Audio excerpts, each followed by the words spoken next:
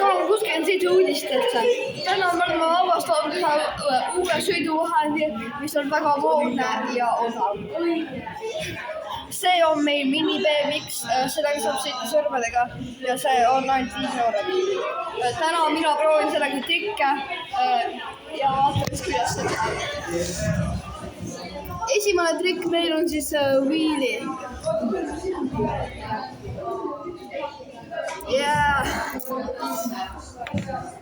Nüüd meil on teine trikk on whip.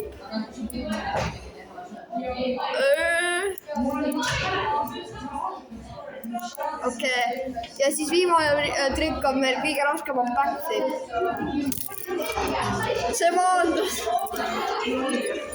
Nüüd me intervjueerime veel ühte inimest nimega Karel.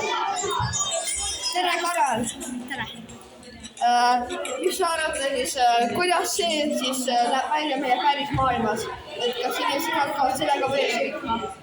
Ma usun, et hakkavad küll, jah. See on väga hea sõiduvahend. Ja sellega saab väga hästi mingi 6 meetrit Väga tore.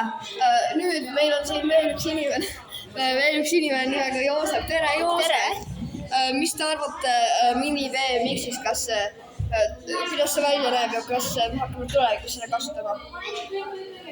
Ei tea. Okei, siin on meil, näitame siis neile seda ka. Tere, Kaur! Ja tere! Mis te arvate, kas päris maailmas hakkab see sõitma tänavatel? Noh, võib-olla nagu unenägudes küll. Tegelikult igal unenäol on oma põhjus ja see tuleb täide.